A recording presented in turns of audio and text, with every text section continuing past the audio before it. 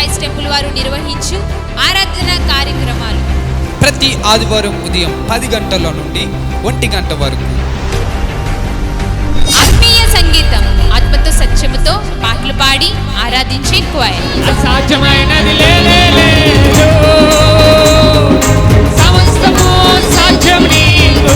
అందరం కలిసి పాడదాం హల్లెలూయా. ఇక్కడ ఎంతమంది అయితే ఉన్నాం అందరం కూడా మనస్ఫూర్తిగా మరొకసారి దేవాది దేవుని నామమున మహిమపడదాం. దైవజనులు రెవరెండ్ సుదర్శన్ రావు పోనాల గారు వాక్యోపదేశం అందించి ప్రతి ఒక్కరి కొరకు ప్రత్యేకంగా ప్రార్థించెదరు. ఎవరు బాధపడటం ఆయనకి ఇష్టం లేదు, ఎవరు కృంగిపోవటం ఆయనకి ఇష్టం లేదు. ప్రయాసపడి భారం మోసుకుంటున్న సమస్త జనులారా నా యొద్దకు రండి. రండి, మనందరము కలిసి భూమిపై పరలోకపు ఆనందాన్ని కలిగించేసే స్తుతి ఆరాధనలో పాల్పొంది దేవాతి దేవుని నామాన్ని మహిమపరుస్తాం.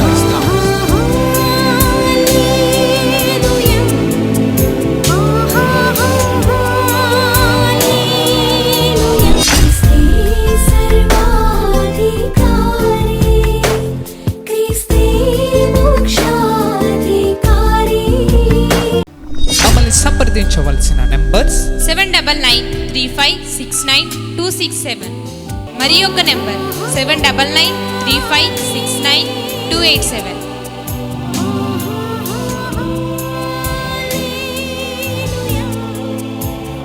మా address LB Nagar near BN Reddy, Gurramguda, Hyderabad.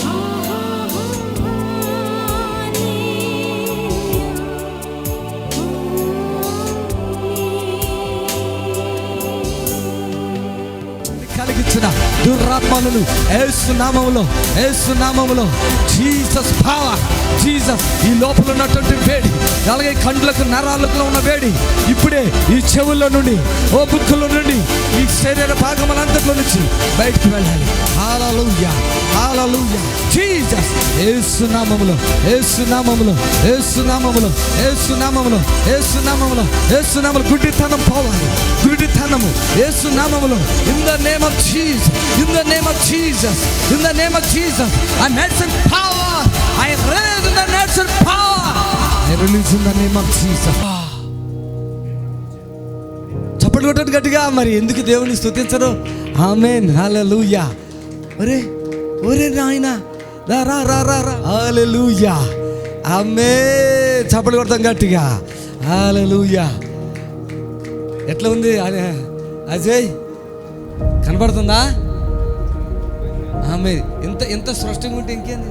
10% mic ఇవ్వండి. ఆమె కన్నులు కూడా నీట్గా, ఆమె ఏమే నీటి తిరుగు, ఆమెన్, హల్లెలూయా. Thank you. కళ్ళు చూపించు, ఆమెన్, ఆమెన్, హల్లెలూయా. ఇప్పుడు నీకు తెలిసిపోతుంది మొత్తం, నేను ఎక్కడ ఉన్నా తెలుస్తుంది, ఇవన్నీ తెలిసిపోతున్నాయి. చప్పలు కొడతాం గట్టిగా. కళ్ళు కూడా ఎర్రగా అయిపోయినాయి, రెడ్ అయిపోయింది కన్ను. వాటర్ ఇవ్వండి, వాటర్ ఇవ్వండి. హల్లెలూయా, జీసస్, జీసస్, ఆమేన్, హల్లెలూయా, జీసస్, ఆమేన్. ఇప్పుడు నడుచుకున్నానా?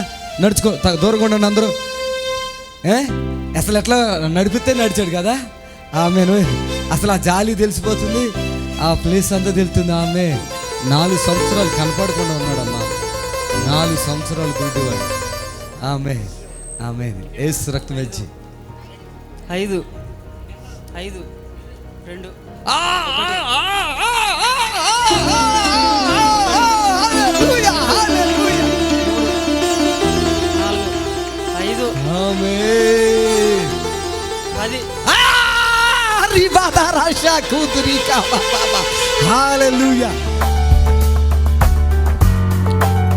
దైవజనుల యొక్క సందేశములను మరియు యేసు ఆశ్రయపురం నందు జరుగుచున్న అద్భుత సాక్ష్యములను మరలా వీక్షించాలనుకునే ఎడల మా యూట్యూబ్ ఛానల్ నందు BSR Ministries అని టైప్ చేసి సబ్స్క్రైబ్ అవ్వాల్సిందిగా కోరుచున్నాం.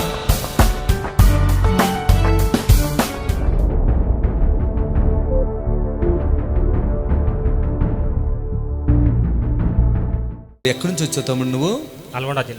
నల్గొండ జిల్లా. ఈయన సాక్ష్యము ఈ సహోదరుడు నాకు చెప్పాడు, అన్నీ పోతాయి, ఏం భయం లేదు అన్నాను, అంతే. ఆమేన్, హల్లెలూయా. అయ్యగారికి వందనాలు, కూడా వచ్చిన పెద్దలకు వందనాలు. నా పేరు సందీప్ అండి. ఇక్కడికి రాబట్టి 6 నెలలు అవుతుంది. నేను చాలామందిని తీసుకొచ్చిన. ఈయన మాది నల్గొండ జిల్లా నెకరెక్కల్, మా ప్రాపరు. మా అమ్మమ్మ వాళ్ళ ఊరు ఈ అబ్బాయిది. యాక్చువల్గా మా అమ్మమ్మ వాళ్ళ ఊరు ఈ అబ్బాయిది. సో ఈయన చాలా నాకు ఫోన్ చేసిర్రు. మా మడదల దగ్గర నా నెంబర్ తీసుకొని నైట్ 10 గంటలకు ఫోన్ చేసిర్రు. ఈయన ప్రాబ్లం ఏంటంటే, వాస్తవానికి నాకు ఫోన్ చేసి చెప్పింది ఏంటంటే, వాళ్ళ మమ్మీ చెప్పింది, అయ్యా మీ బామ్మడిది మంచిగా ఉండట్లేడు. నైటు 3 గంటలకు 4 గంటలకు తెల్లరి గంటలు ఎప్పుడు మెలకొస్తే అప్పుడు మందు తాగడానికి వెళ్ళిపోతుండు, గుట్కాలు తింటుండు, తమ్మాకులు తింటుండు. సాయంత్రం 6 కాగానే వాళ్ళ అమ్మ ఎటు పోతే అటు వస్తుంటుండు. ఎటు పోతే బాత్రూమ్ పోతే నేను బాత్రూమ్ వస్తుండు, స్నానం పోతే స్నానానికి వస్తుంటుండు, పనికి పోతే పనికి వస్తుంటుండు, ఎటు పోతే అటు వస్తుండ్రు.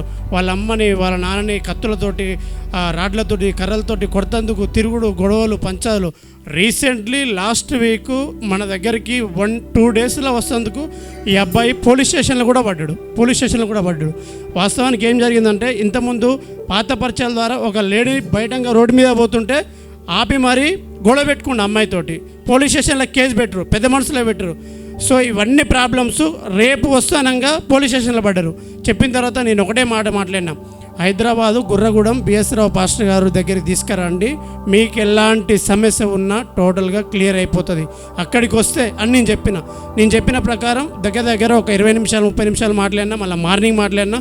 వీళ్ళని మొత్తం ఫాలోఅప్ చేసుకుంటా గుర్రం కూడా తీసుకొచ్చిన, ఎల్బీ నగర్ దాకా గుర్రం కూడా తీసుకొచ్చిన తర్వాత ఈ అబ్బాయి దీంట్లోకి ఎంటర్ కాగానే ఆటోమేటిక్గా 50% క్యూర్ అయిపోయిందండి. వాస్తవం చెప్తున్నా, రియల్ నేను చెప్పేది. ఈ అబ్బాయి 50 మినిట్స్ కాగానే క్యూర్ అయిపోయిన తర్వాత అయ్యగారు కూడా ఎక్కువ ప్రార్థన కూడా చేయలే ఆ రోజు. వాస్తవానికి చాలామంది పబ్లిక్ వచ్చి మా అయ్యగారు వాటర్ చల్లిండు, ప్రేయర్ చేసిండు. ఇంటికి వెళ్ళిపోయిన తర్వాత నేను పంపించిన, ఏం కాదమ్మా, ఖచ్చితంగా ఈ మందిరంలో అడుగుపెట్టిన తర్వాత మీరు స్వస్థపడినట్టే మీరు అని నేను చెప్పిన. పోయిన తెల్లారి మళ్ళీ ఫోన్ చేసిన. వాస్తవానికి ఈ అబ్బాయి మార్నింగ్ ఎవరైనా లేవడం 6 గంటలకు లేస్తారు. ఈ అబ్బాయి 3:30కు 4 గంటలకు లేచి డైరెక్ట్ మందే తాగుతాడు ఈ అబ్బాయి. కానీ ఆ రోజు 6 గంటలకు లేచిండు. 6 గంటలకు ఎలాంటి మందు కూడా తాగలేదు ఈ అబ్బాయి,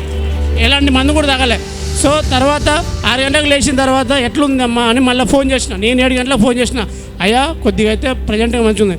ప్రతిరోజు ఫోన్ చేసి, బాబు ఎట్లా ఉంది అంటే ఎక్సలెంట్ అయిన బాబు అని అన్నాడు. ఈయన ఈ మందిరానికి రాకముందుకు మొత్తం బక్కగా అయిపోయాడు, పిచ్చోడైపోయాడు. మొత్తం 4 కేజీలు పెరిగిండండి. 5 డేస్లో 4 కేజీలు పెరిగింది అబ్బాయి. టోటల్గా మందు మానేసిండు, గుట్కాలు మానేసిండు, మందు టోటల్గా మానేసిండు.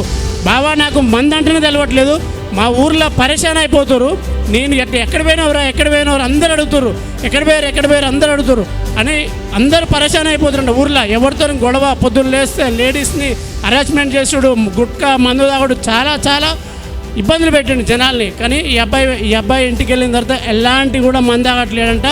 4 సార్లు భోజనమే తింటుడంట, మందు మీద అసలుకి లేదంట. నేను ఇక్కడికి వచ్చిన తర్వాత నేను మంచిగా అయినండి. నేను చాలా మందిని నడిపిస్తున్నా. ఏ ఊరు అసలు ఊరేది? ఆ ఊరే ఊరు నల్గొండ జిల్లా నెకరెక్కల్ మండలం. ఇంత ప్రశాంతంగా ఉంటావని అనుకున్నావా? జీవితాలు అనుకున్నాను. ఏమనుకున్నావు అసలు? నీ జీవితం ఏమైపోద్ది అనుకున్నావు అసలు? నాకు గత 7 నెలల నుంచి యాక్సిడెంట్ అయింది, బైక్ యాక్సిడెంట్ అయింది. నా నిమ్మకాయ ఫీల్డ్ రేతి 11-12 గంటలకు ఏ టైంలో ఇప్పుడు వస్తుంది అది నా ఫీల్డ్. ఒక 10 ఏళ్ళ నుంచి అలానే చేస్తున్నాను నిమ్మకాయ. అంటే ఒక 7 నెలల క్రితం నాకు యాక్సిడెంట్ అయింది. అప్పటి నుంచి తలకాయ పలిగింది. అవును, ఇదిగో తలకాయ పలిగింది, కట్ అయింది చూడండి ఎదరా. 8 కుట్లు పడ్డాయి నాకు. ఆ రోజు నుంచి నైటు యాక్సిడెంట్ అయిన కాంచి ఆ రోజు నుంచి నాకు స్టార్ట్ అయింది. ఇక ఇంట్లో పోతే భయం గుబులు నాకు జనాలు పడిపోతే ఏదో పిచ్చులు వేసినట్టు అందరూ ఓళ్ళు పడతాను, తీటకెళ్ళి కొట్టడం ఇవన్నీ జరిగేది, అరెస్ట్ ఉన్నాయి. ఈ మందిరం అడుగు పెట్టినాక నాకు చాలా మంచిగా అనిపించింది. పోయిన వారం వచ్చినాక ఈ వారం నిన్న వెయిట్ చూసుకున్నా. అప్పుడు 64 ఉన్న వాళ్ళు ఇప్పుడు 68 కిలోలు అయినా నేను. ఎన్ని కిలోలు? పోయిన వారం ఉన్నప్పుడేమో 64 ఉన్నా, ఇప్పుడేమో 68 కిలోలు ఉన్నా. 4 కిలోలు పెరిగినా.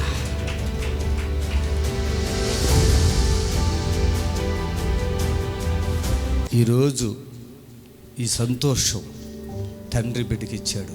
ఆయన బిడ్డలు మనం అందరం అంతే. మీరు కూడా మీ ఇంట్లో మీ పిల్లలు ఇబ్బందులు పెడుతుంటే మీరు వాళ్ళ కొరకు ప్రార్థన చేయండి, అంతే. అర్థమైందా? ఈ పరిచర్యలో స్వస్థత కంటే ముఖ్యంగా విడుదల ఇక్కడ ఉంది మెయిన్. విడుదల, స్వస్థత ఎంత అవసరమో అంతకు మించి విడుదల అవసరం. ఆ విడుదల యేసే ఇచ్చాడంతే. ఆమె గాడ్ బ్లెస్ యూ జన, గాడ్ బ్లెస్ యూ. ఆమె యేసు నామములో మీ అందరికీ హృదయపూర్వకమైన వందనాలు తెలియపరుచుకుంటున్నాను. యేసు ఆశ్రయపురం గుర్రంగూడ ఎల్బీ నగర్ దగ్గర హైదరాబాద్లో ప్రతి శనివారం కూడా స్వస్థత, విడుదల, అభిషేక ప్రార్థనలు జరుగుతున్నాయి. ఎంతోమంది ఆ స్థలానికి రోగులను తీసుకుని వచ్చి అద్భుతమైనటువంటి విడుదల పొంది సంతోషంగా వెళుచున్నారు. అంతర్శక్తులతో పీడింపబడుతున్నట్లయితే, ఏదైనా చీకటి శక్తులతో పీడింపబడుతున్నట్లయితే రండి, నజరేయుడేసు నామములో స్వస్థత పొంది వెళ్తుంది. ఆమేన్.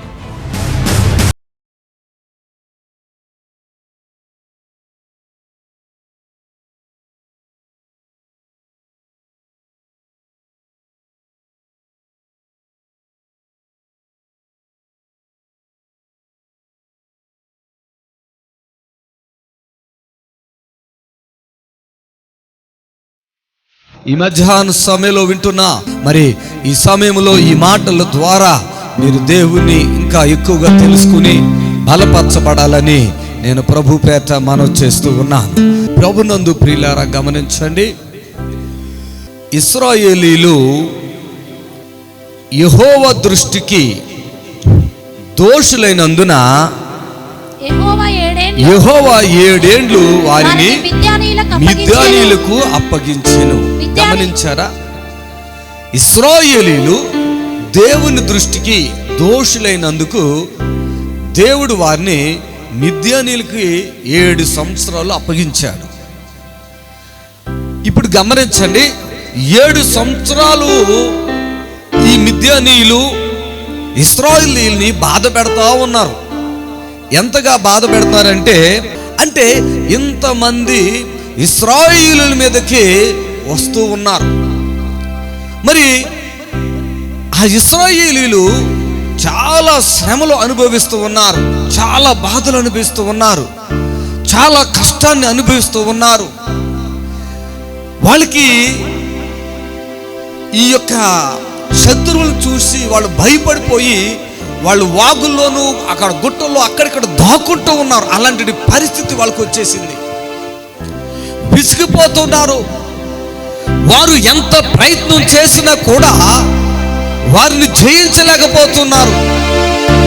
ప్రభునందు ప్రియులారా, విసిగిపోయినటువంటి పరిస్థితులు 7 సంవత్సరాలు, ఒకరు దినం కాదు, ఒక సంవత్సరం కాదు, 7 సంవత్సరాలు ఇశ్రాయేలీయులు చాలా బాధని అనుభవిస్తూ ఉన్నారు.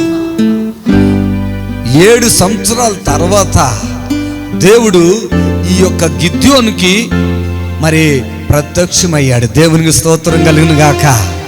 మరి గిద్యోనుకి ప్రత్యక్షమై ఏమని అంటున్నాడంటే, పరాక్రమం గల బలాఢ్యుడా, యెహోవా నీకు తోడై ఉన్నాడు. చప్పలు కొడతాం, గట్టిగా చప్పలు కొడతాం, బలంగా చప్పలు కొడతాం, బలంగా చప్పలు కొడతాం. ఏమండి, మన జీవితంలో ఎంత నిరాశ తెలుసా? మన జీవితంలో ఎంత నిరాశ అంటే, ఒక నష్టం జరుగుతుంది అనుకోండి, ఒక రోజు నష్టం జరుగుతుంది అనుకోండి, తట్టుకుంటాం. ఒక నెలలో ఇంకొక నష్టం జరుగుతుంటే తట్టుకుంటాం. కానీ వీళ్ళు 7 సంవత్సరాలు నష్టాలు నష్టాలు నష్టాలు నష్టాలు నష్టాలు నష్టాలు వారి జీవితంలోకి వచ్చేసాయి. 7 సంవత్సరాలు వారు ఆ బాధని భరిస్తూ ఉన్నారు. 7 సంవత్సరాలు ఆ బాధని తట్టుకోలేక, ఆ శత్రువు పెట్టే బాధని తట్టుకోలేక వీళ్ళు అటు ఇటు పారిపోతూ అక్కడిక్కడ ఉంటుంటే, ఈ గిద్యోను మరి ఆ గానుగు చాటున గోధుమలు తొలగొట్టుకుంటున్నాడని వాక్యం మనం చూస్తాం. అక్కడ దేవుని దూత ప్రత్యక్షమై పరాక్రమం గల బలాఢ్యుడా అని చెప్పడం మరి గమనించాలి మనం. హల్లెలూయా. పరాక్రమం గల బలాఢ్యుడా అని చెప్తూ ఉన్నది దేవుని దూత. ఈయన అన్నాడు, నా బొంద అన్నట్లుగా, నేనేం పరాక్రమం గలవాడిని, నా వలన ఏం జరుగుతుంది, నేనేంటి, నా స్థితి ఏంటి, నా బలం ఏంటి, ఇట్లా మాట్లాడుకుంటూ ఉన్నాడు. దేవుని బిడ్డలారా గమనించండి, యెహోవా కన్ను దృష్టి లోకమందంతటా సంచరిస్తుంది తెలుసా? ఆమేన్. చప్పలు కొడతామా గట్టిగా? దేవుని కన్ను దృష్టి లోకమందంతటా సంచరిస్తూ ఉంది. మనకి చాలాసార్లు చాలా సమయాల్లో ఏదైనా బాధలు కష్టాలు వచ్చినప్పుడు మనకు అనిపిస్తూ ఉంటుంది, ఇక దేవుడు లేడు దెయ్యం లేదులే కానీ అన్నట్లుగా అనిపిస్తుంటాయి కదండి. కొన్నిసార్లు మనల్ని మనము కించపరుచుకుని బాధ పెట్టుకుంటాం, ఇక నాకు మంచి జరగదు అని అనుకుంటుంటాం. ప్రభునందు ప్రియులారా, ఇక్కడ గిద్యోను కూడా అదే విధంగా అనుకుంటూ ఉన్నాడు. మరి దేవుని గురించి తెలుసు, వారి పితరులు వాళ్ళతో చెప్తున్నారు, దేవుడు చేసిన ఘనమైన గొప్ప కార్యాల గురించి గిద్యోనికి తెలుసు. కానీ ఆయన 7 సంవత్సరాలు మరి ఆ అపజయాల్ని అతను చూస్తూ ఉన్నాడు. 7 సంవత్సరాల అపజయాలను చూస్తూ ఉన్నాడు. కానీ దేవుడు గిద్యోని ఎలా బలపరుస్తున్నాడో మనం చూద్దాం. ఈరోజు చాలా మంది జీవితాల్లో నిరాశ కలిగినటువంటి వారు ఉన్నారు. కొన్ని పరిస్థితులు ఇక మార్పు రావలేండి, నా బ్రతికింతేలే అనుకునే వాళ్ళు ఉంటారు. కొంతమంది ఎప్పుడు కూడా బాధల్నే తలుసుకుంటుంటారు. వారు ముందుంచున్నటువంటి ఆశీర్వాదాల వైపు చూడరు. వాళ్ళు ఈ బాధల తర్వాత వచ్చే దీవుల వైపు చూడరు. ఆ బాధల్లోనే ఉంటారు, ఆ బాధల్నే తలుచుకుంటూ ఉంటారు, ఆ బాధల గురించి ఆలోచన చేసుకుంటూ ఉంటారు. ప్రియులారా, గమనించండి, బాధలు నీకు వచ్చిన బాధలు దేవుడికి తెలుసు. ఆమేన్, హల్లెలూయా. నీకు వచ్చిన బాధలు దేవుడికి తెలుసు. నీకెప్పుడు ఆయన సంతోషం ఇవ్వాలో ఆయనకు తెలుసు. అందుకని గిద్యోను దగ్గరికి ఆయన దూతను పంపించాడు. హల్లెలూయా, హల్లెలూయా. అపజయాల మీద అపజయాలు వస్తుంటే, కష్టాల మీద కష్టాలు వస్తుంటే, బాధల మీద బాధలు వస్తుంటే, శ్రమల మీద శ్రమలు వస్తుంటే, ఇక్కడ పరాక్రమం గల బలాఢ్యుడా అనటంలో ఉద్దేశం ఏంటి అంటే దేవుడు ఏదైనా చేయగలడు. ఆమేన్. దేవుడు నీ జీవితంలో ఏదైనా చేయగలడు. దేవుడు నీ బ్రతుకులో ఏదైనా చేయగలడని అర్థం. హల్లెలూయా. చాలా మంది దేవుని శక్తి తెలవదు, భయభక్తిగా ఉన్నామంటారు. ఎప్పుడు ప్రార్థన చేస్తున్నా అపజయాలు కలుగుతున్నప్పుడు ఇక మాకు అపజయాలే. కానీ దేవుని బిడ్డలారా, గమనించండి, లేదు, దేవుడు నిన్ను అపజయాలకి అప్పగించడం, నిన్ను నష్టాలకి అప్పగించడం, నిన్ను అనారోగ్యానికి అప్పగించడం, నిన్ను శ్రమలకు అప్పగించడం. ఆయన విడిపించడానికి సామర్థ్యుడు. హల్లెలూయా, హల్లెలూయా. ఆయన విడిపించడానికి సమర్థుడు. ఆయన విడిపించగలడు, నిన్ను అభివృద్ధి చేయగలడు. ఆమేన్. ఆయన బలం ఎలాంటిదో చూద్దాం, ఆయన శక్తి ఎలాంటిదో మనం చూద్దాం. చూడండి, మరి దేవుడు ఆయనతో చెప్పిన మాట ఏంటంటే, నీవు ఈ యొక్క మిద్యానీయుల్ని ఏం చేస్తావంటే ఒక్క మనిషిని జయించినట్లుగా నువ్వు జయించేస్తావని దేవుడు చెప్పాడు. హల్లెలూయా.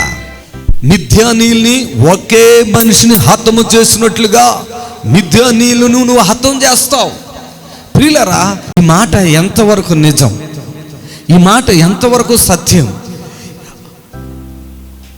7 సంవత్సరాలుగా అపజయాలను అనుభవిస్తూ కనీసం తినే ఆహారాన్ని కూడా నోచుకోలేని పరిస్థితుల్లో ఆ శత్రువులకు భయపడి ఎక్కడో దాక్కుని, ఆ కొండల్లో గుహల్లో దాక్కుని ఏదో బ్రతకాలి కాబట్టి ఏదో ఆహారం తినటానికి అక్కడక్కడ కొద్దిగా గానుగులు ఉంటే వాటిని పట్టుకుని వాటిని ఆ గోధుమలు దొరికించుకుని వాటిని దుల్లగొట్టుకుంటున్న సమయంలో దేవుని దూత గిద్యోనుతో మాట్లాడుతున్న మాట. హల్లెలూయా. చూడండి దేవుని బిడ్డలారా, మిద్యానీయులంట ఒకే మనిషిని నువ్వు హతం చేసినట్లుగా గతం చేసేస్తావు. ఎట్లా సాధ్యం ఇది? ఎన్నో అపజయాలు చూసిన వ్యక్తికి ఏమండి జయము కలుగుతుందా? కోడి పందాలు, మేము చిన్నప్పుడు కోడి పందాలకు వెళ్ళేవాళ్ళం అండి. కోడి పందాలకు వెళితే ఈ కోడి పందాలు వేసే కోళ్ళు చాలా క్రితం సంగతి, నేను చిన్నప్పుడు సంగతి చెప్తున్నా. రంగులు ఉంటాయండి వాటికి, కాకి అని, ట్యాగ్ అని, ఏదో ఇంకా పేర్లు ఉంటాయండి, నేమలని, అట్లా పేర్లు ఉంటాయి. ఈ పుంజులకి, ఈ పందిమేసే పుంజులకి అక్కడ కొన్ని రంగుల పుంజులు ఉంటాయి. అంటే వీటికంటే పెద్ద పుంజులు ఒకవేళ డ్యాగో కాకో ఏదో ఉందనుకోండి, నేమలో ఉందనుకోండి, ఈ వ్యక్తి గుర్తుపడతాడు. ఎందుకంటే అది చిన్నప్పుడు ఇట్లా బాగా పొడుచుంటాయి కదా, ఇది పెద్ద ఎదిగిన తర్వాత మళ్ళీ అదే రంగు దాని మీదకి వదిలిపెడితే భయపడి వెనక్కి పారిపోద్ది అన్నట్టు. ఎందుకంటే అది తల మీద పొడిచిన పోట్లు, మరి ఆ దెబ్బలు ఇవన్నీ ఉంటాయి. అందుకనే ఈ పుంజుల్ని, పందానికి వేసే పుంజుల్ని సపరేట్గా పెంచుతారు. ఆ పుంజులు సపరేట్గా పెంచుతారు, ఆ పుంజుల్ని సపరేట్గా ఉంచుతారు. గమనించండి. వాటికి కావలసిన ఆహారాన్ని పెట్టి వాటికి కొన్ని సాధనాలు చేసి ఆ తర్వాత ఆ పుంజుని పందానికి వదిలిపెడతారు. అప్పుడు ఏ రంగైనా ఇది వెళ్ళి ఖచ్చితంగా పోట్లాడుతుంది, జయమొచ్చేస్తుంది. దేవునికి స్తోత్రం కలిగాక. దెబ్బతిన్నటువంటి రంగు పుంజు ముందు ఉన్నది అనుకోండి, ఈ కత్తి గట్టి వదిలిపెడితే దాన్ని చూసి వెంటనే పారిపోద్ది. అర్థమైందా? గిద్యోనికి చాలా దెబ్బలు తెలుసు, చాలా దెబ్బలు పడ్డాయి, చాలా దెబ్బలు, 1 సంవత్సరం కాదు, 2 సంవత్సరం కాదు, చాలా దెబ్బలు పడ్డాయి. నువ్వు పరాక్రమం గలవాడివి, నువ్వు బలవంతుడివి అంటే అక్కడ ఆయనకి ఎలా నమ్మకం వస్తుంది? అందుట్లో మిథ్యానీయులు ఎలా మిడతల దండ వచ్చేసినట్టుగా వచ్చేస్తున్నారంట వాళ్ళ మీదకి. మిడతల దండ అంత విస్తారంగా వాళ్ళ మీదకి వచ్చేస్తున్నారంట. ఏమండి, మిడతల దండ అంటే గుంపులుగా మిడతలంటే చిన్న ఉంటాయి. భూమి మీద అలా కప్పేసింది అనుకోండి, అన్ని మిడతలు మనం చంపగలుగుతామా? అంత జనం, భూమి కనపడకుండా అంత జనాంగము అక్కడ వచ్చేస్తున్నారంట. అంత జనంగాని ఒకే మనిషిని మీద జయమొచ్చినట్లుగా చేయటం అనేటువంటిది ఎంత అసంభవం కదా. అవును, ఇది మనుషులకు అసంభవమైన విషయమే, ఇది మనుషులకు అసంభవమైన విషయమే, కానీ దేవునికి కాదండి. హల్లెలూయా! దేవునికి కాదండి, దేవునికి కాదు. చూడండి దేవుని బిడ్డలారా, మనము అనేక పర్యాయములు పరిస్థితులకు భయపడిపోతాం. చాలా మనలో భయం వచ్చేస్తుంది, పరిస్థితులకు భయపడిపోతాం. దెబ్బ తగిలికాడ మళ్ళీ దెబ్బ తగులుతుందేమో అని భయం వచ్చేస్తూ ఉంటుంది. కానీ దేవుడు మనకు తోడుకుంటే భయం లేదు. హల్లెలూయా! దేవుడు మనకు తోడుకుంటే భయం లేదు. దేవుడు మనకు తోడుకుంటే దిగులు లేదు. దేవుడు మనకు తోడుకుంటే విచారము లేదు. దేవుడు మనకు తోడుకుంటే ఏమండి అపజయము. హల్లెలూయా! అందరి చేతులు గొప్పండి. అపజయం లేదు. దేవుడు మనకు తోడుకుంటే అపజయం లేదు. హల్లెలూయా! ఆయన ఎప్పుడు కూడా జయాన్నిచ్చే దేవుడు, ఎప్పుడు కూడా జయాన్నిచ్చే దేవుడు, ఎప్పుడు మనకు జయమునే ఇస్తాడు. అపజయము అనేది లేదు. ఆమె నేను ఒక పాట రాశాను. సాతానుని జయించేదను శక్తిమంతుడు యేసయ్యతో. సాతానుని జయించేదను శక్తిమంతుడు యేసయ్యతో. భయమేమి లేదు నాకు, భయమేమి లేదు నాకు. ఇమ్మానుయేల్ మాకు, ఇమ్మానుయేల్ మాకు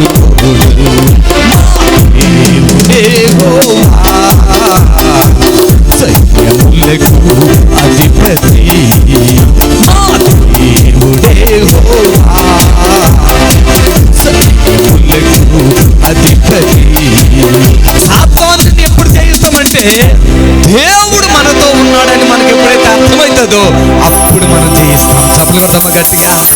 దేవుడు మనతో ఉన్నాడని నీకు ఎప్పుడైతే అర్థమైందో అప్పుడు నువ్వు సాతాన్ని జయిస్తావు. హల్లెలూయా!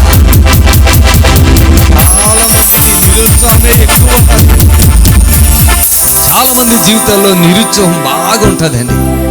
అపజయాల వైపే చూస్తారు, తగిలిన నష్టాల వైపే చూస్తారు, కష్టాల వైపే చూస్తారు.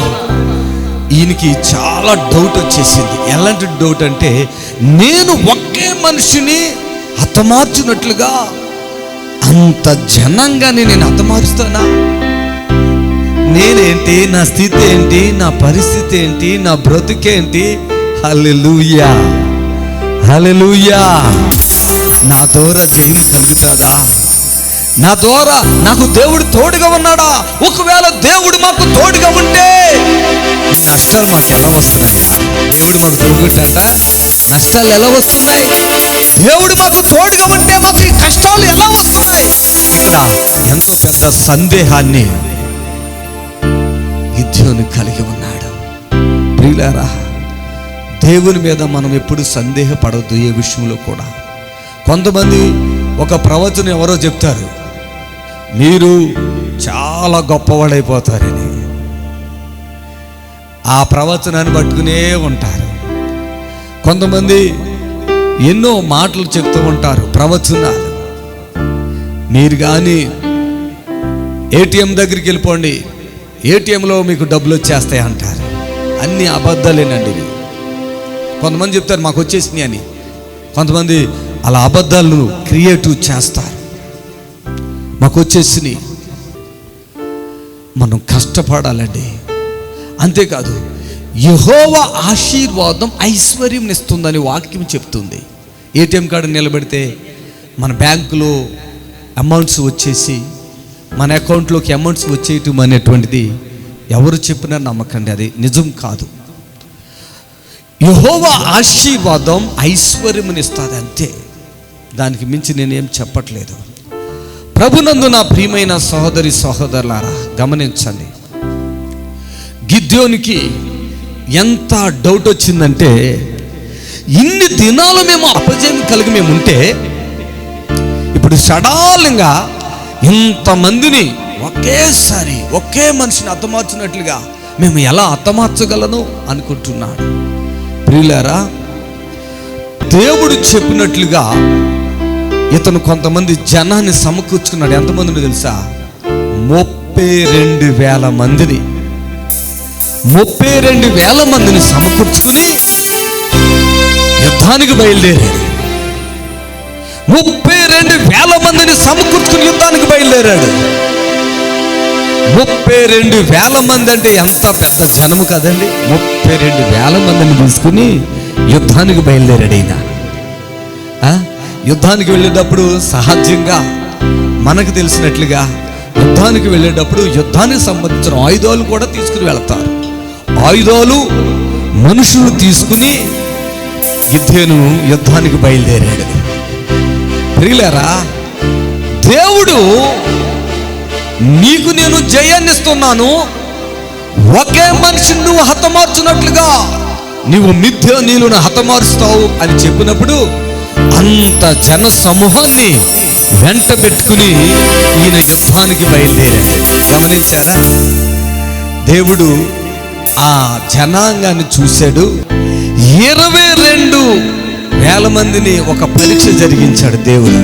ఒక పరీక్ష ఏంటంటే 32,000 మంది మిథ్యానీయుల మీదకి యుద్ధానికి బయలుదేరారు. ఆశ్రయం టీవీ ప్రోగ్రాం మీకు ఆశీర్వాదకరంగా ఉన్నట్లయితే ఈ పరిచర్యకు సహకరించి దైవ ఆశీర్వాదం పొందాల్సిందిగా కోరుచున్నాం. మా account number State Bank of India 39141050,837. IFSI code SBIN 00133032. Rai Darga branch, Manikonda.